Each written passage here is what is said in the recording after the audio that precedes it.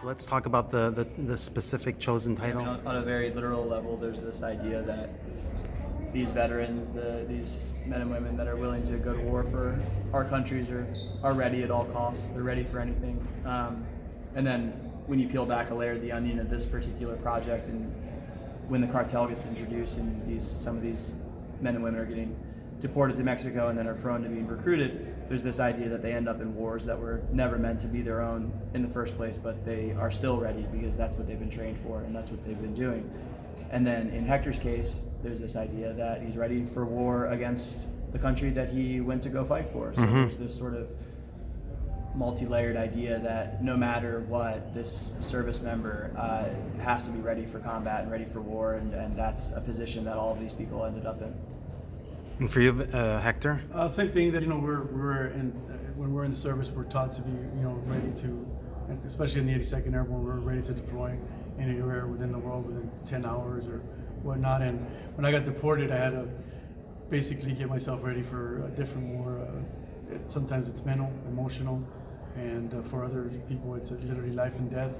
And we had to actually take it to the government where we had to, fight to come home, and that's, I've been successful, but there's a lot of people that still need to keep fighting. Like, do the subjects sort of, you find the subjects, but ultimately do they sort of like then find you?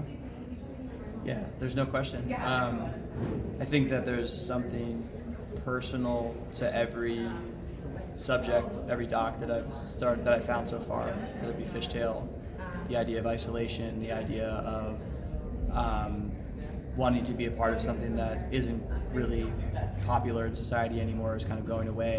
They fight, where you have somebody who has made mistakes but is desperately trying to essentially right those wrongs. Redemption.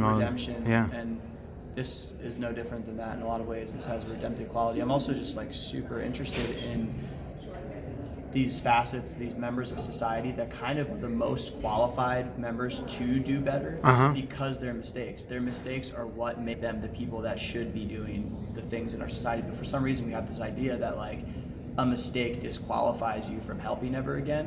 Whereas you have these kids in the gym in DC, they don't want to listen to somebody that's never been in their position. Someone that's, you always get these movies of the outsider that comes into a community and flips it upside down, like the Emilio Estevez or whatever. It's it's true, and you get these ideas of these people that can't relate to them but somehow make them all better. And I just think that that's kind of bogus. And this project is in the same vein, where it's these are veterans that understand service, that literally devote their life to service, and we put them in positions that damage them. And instead of making them better so that they can then devote their life to service again, we punish them. None of that makes any sense to me, and I think that as a society we would be better off if we understood that the people that we're teaching and then harming, we should be teaching them again and letting them do what they do best. That's where it falls for me. In following three characters, you're always hedging your bet. You're hoping that the docu subject will have highs and lows. That's always the gamble. Did you get a sense, in specifically Hector's case, that legally that you would get to a certain point where you can get the cathartic release, or the yin versus the yang portion, or you're just blindly going in? And were you informed by some of...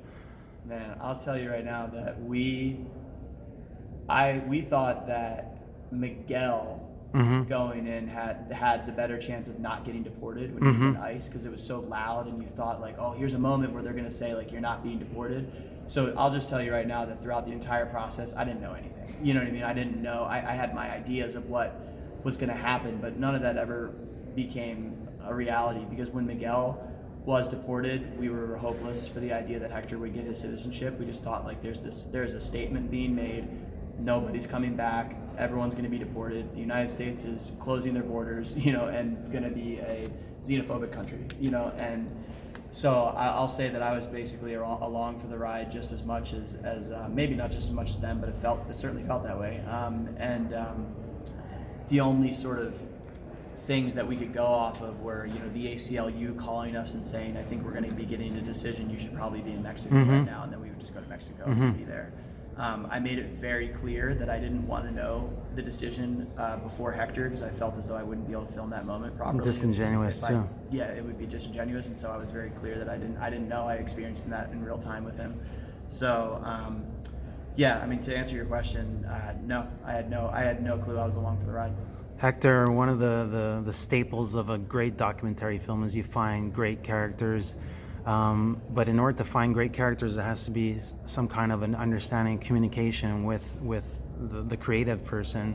I was wondering if you could detail the trust level that you had with Andrew and his producer, because as much as you understood that I'm going to do everything that it takes to get myself out of this situation, you could actually be using him as much as he could be using you. What level? At what juncture do you understand? Hey, actually, there's something different about what's happening right now. I've actually worked with a lot of media beforehand, so that made it easier to to do documentaries and different things.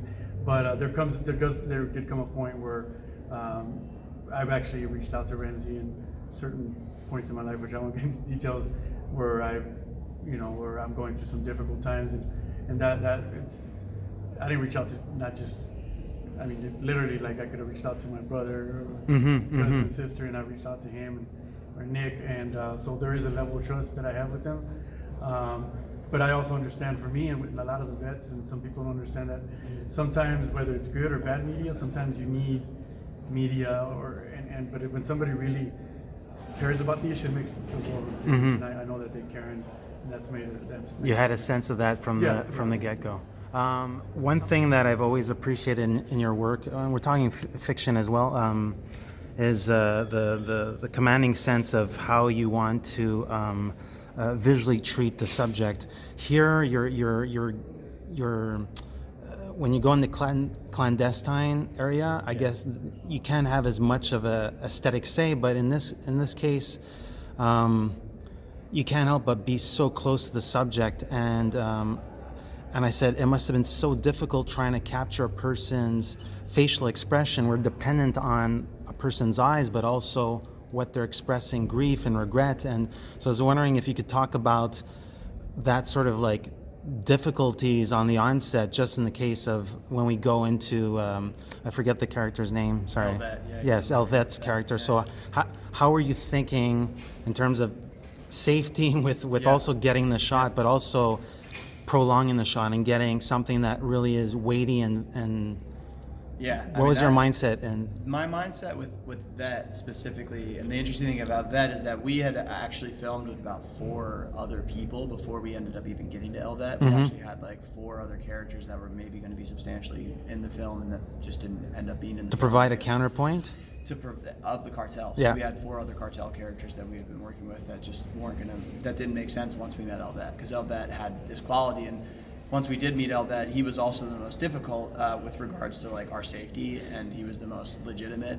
It's kind of funny that you mentioned some other stuff I'd done, because like Richard Gere literally saved my life at one moment with Elvet, which is hilarious. It wasn't hilarious in the moment, it was actually awful, but we filmed with him for a day, and then he pulled me aside at the end of the day, and he said, "Are you DEA? We need to go over this now." It's like, "Of course I'm not. Like, we've been filming today." He said, "I need you to prove to me that you're not DEA right now, or I'm killing you and your entire crew. You're dead. You're all dead." And I was like, "What do I do?" I pulled my phone out and I Googled myself, and I had a picture with Richard Gere in Google, and he goes, "Ah, I know that guy. Okay. Richard Gere. Wow. You're not DEA." Wow. Yeah, and that like literally could have been a moment that like let us keep going, and and so then when I was with him for the rest of the time, my only goal was to just like keep him on camera, was to just keep him talking and keep him going, because like when I asked that question in the movie towards the end, my producer was literally behind me, and he like punched me when I asked it, because he was like, "The fuck is your problem? Like, Yeah. you're literally gonna set this guy off." Yeah. I just knew that like there was something to me that knew that he wasn't interested in us. You know what I mean? He was interested in himself. He wasn't interested. He was 100% grappling with like his mortality, his all of these things when we finally got into a groove, and he wasn't interested in me. He was not, and I knew that, and I knew that I could ask him anything I wanted at a certain point, and he was going to actually think about it honestly and think about it, with his own lens. And when we're in that warehouse, that was the tensest moment of filming by far, because we were literally like behind enemy lines. He said we're essentially in Sinaloa territory, and they just stake out in this house and they wait for people. and he had a friend there that was a real wild card that was clearly high. Yeah, you get a At the passport moment. I mean, that was tense. You know, they were trying to pressure like my camera guys into like smoking what I think is probably PCP. I mean, it's exactly what you think about like a training day situation or something, and it was very real and it was very scary. But Elvet was there and he wanted to do it, and he had a moment when he was thinking about his son that I was, as soon as that happened, I knew that we could probably get somewhere.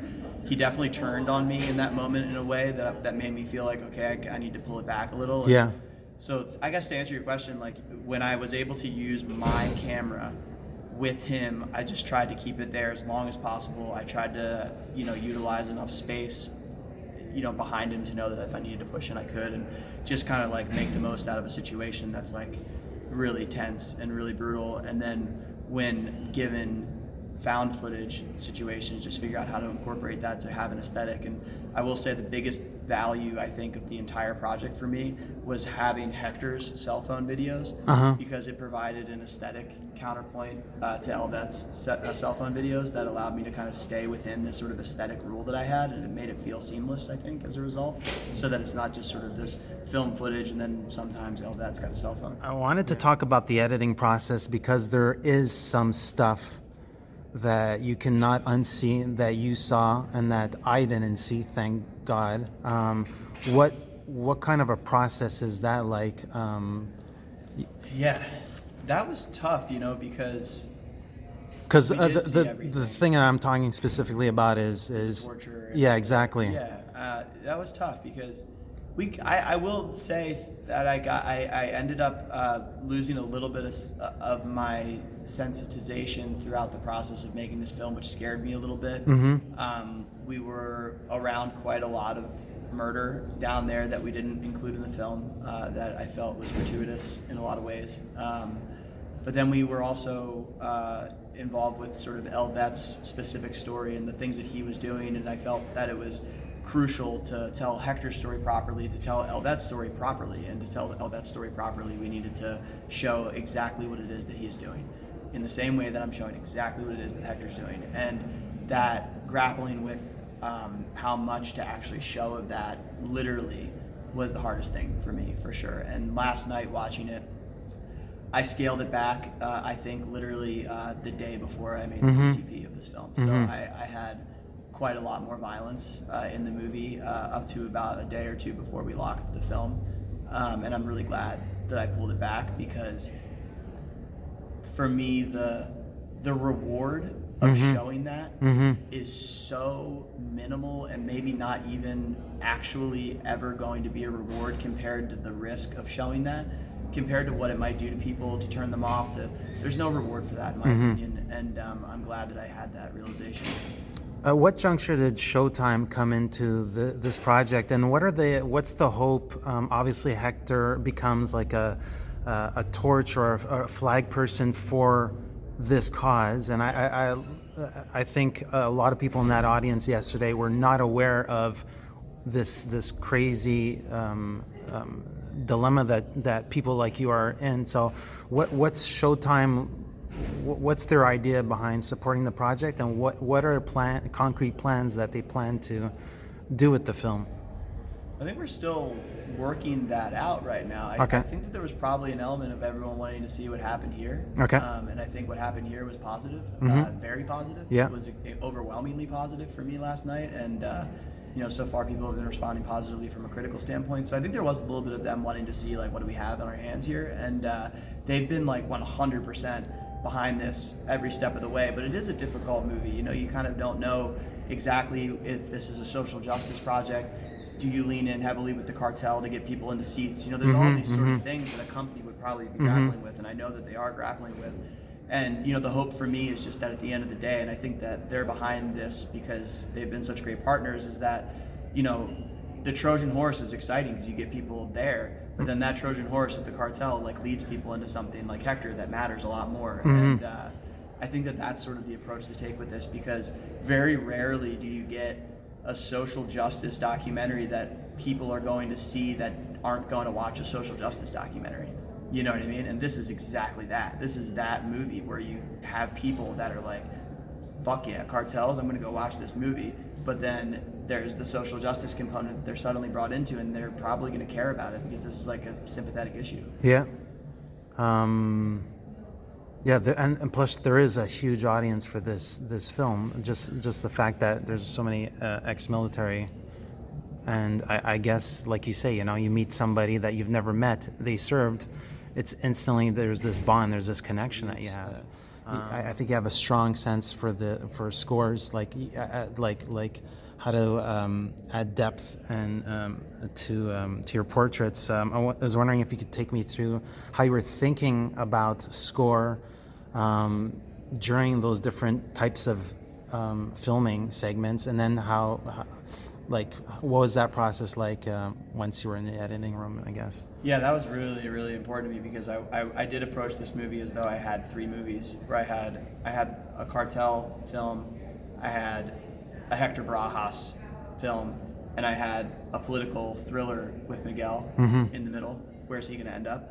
And I approached the score from that place where the cartel has a soundscape for me that, and then Hector has a soundscape, and then with Miguel they blend together, and they gradually come together so that you kind of, by the end of the film, when you have Miguel standing at the wall behind himself, it's like this culmination of those 2 sounds of the moment of like, where's he going to go? What's going to happen with this guy?